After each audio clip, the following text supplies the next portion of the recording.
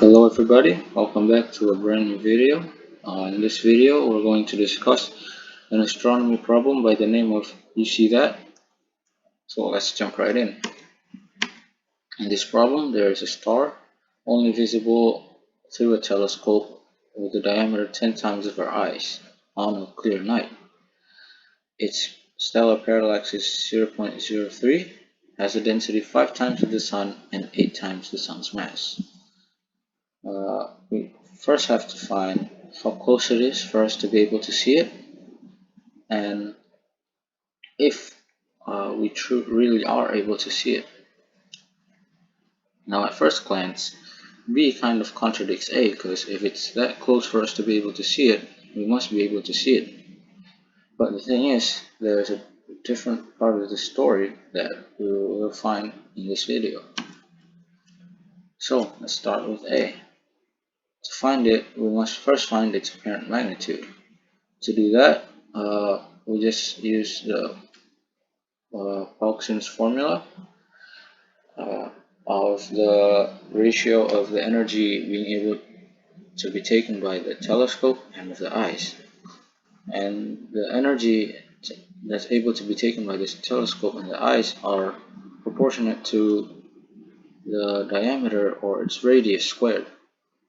And we know that on a clear night, the limiting magnitude of our eyes is 6. So if we were to do the math, we will find that the magnitude of the star is equal to 6 plus 5 log the ratio of the telescope's diameter and our eyes. And the problem gave us that it was 10. So we will find that the magnitude of the star is 11. After finding its apparent magnitude, we have to find the proportion between the current distance and the one needed for the limiting magnitude of our eyes. To do that, we still use the Paulson's one, and we substitute that the magnitude accent of the star is equal to the limiting magnitude of our eyes, or 6. And since it's the same star, the luminosity must be the same, so the only thing that truly affects its flux density on Earth is the distance of the star from Earth squared, using the inverse square law. And if you do the math, you will find that the distance to the star is equal to 10 to the power of the magnitude of the star minus 6 divided by negative 5 multiplied by the current distance. Now, what is the current distance? We're not given that in the problem. Yeah, but we know that d is equal to 1 over p for d in parsecs and p in arc seconds. And we were given that p is equal to 0.03 arc seconds. So the distance is 1 over p, or 1 over 0.03 parsecs. And if we plug in the numbers, we will find that the star has to be 3.333 parsecs away from us for us to be able to see it. Now moving on to part B. So part B is quite long. We first have to find its absolute magnitude. To do that, we just use the distance modulus. Same concept here, that d is equal to 1 over p for d in parsecs and p in arc seconds. And the absolute magnitude is for something over 10 parsecs, so that'll make the job very easy, and we'll find that the absolute magnitude of the star is 8.386. Now in the beginning we were given the ratio of the star's mass to the sun's and the ratio of the star's density to the sun's. Now what does that really do? Because none of them really directly change its magnitude, right? Oh yes, but if we do the working, we will find that the rho is equal to mass over volume, or as for spherical objects like stars and the sun, it'll be equal to 3m over 4 pi r cubic. And if we were to divide that by the sun's and factor out the same terms, we will find that the ratio between the sun's radius and the star's radius is equal to the cubic root of the ratio of their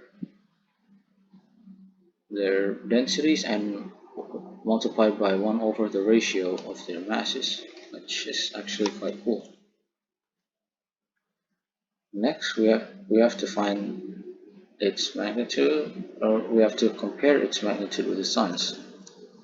Why is that? Well, we're going to kind of compare its luminosities, but not really its luminosities, because luminosity should be r squared multiplied by t to the power of 4. But this is just the square root of their luminosities, we can say. Same concept with the photons, and remember that if it's for the absolute magnitude, the only thing that really differs is its luminosity. So yeah, and if we were to do the math, we will find that there is the term that we got earlier, the ratio of their radii. And to find its temperature, we got their luminosities, and see how useful the finding of the radii was. And if we do the math, it's quite long algebra. If we do the math, we will find that the star has a temperature of 2811.025 Kelvin. Now, what does this all have to do with us being able to see it or not? Because we can see ice, which is around 273 Kelvin. We can see fire around 3000 Kelvin. So really, what does it do? Well, we use the Wien's law for objects that emit black body radiation, like stars, like the star.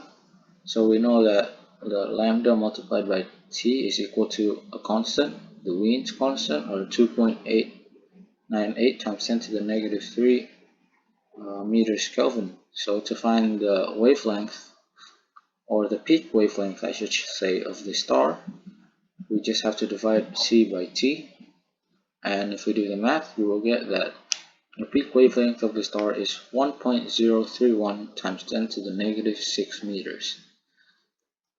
Now we see the electromagnetic spectrum. Actually, there are many lights in this universe. There are cosmic rays, there are infrared lights, there are ultraviolets, and many more.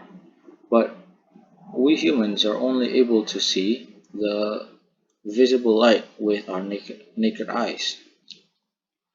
Anything outside of that range of around 4 times 10 to the negative 7 to 7 times 10 to the negative 7 meters, we can't see it with our naked eyes. We need some kind of filter, we need some kind of telescope, anything really that can make it look as if it's in a visible range. And we see that the wavelength, or the peak wavelength emitted by the star, is not a part of this visible light spectrum area.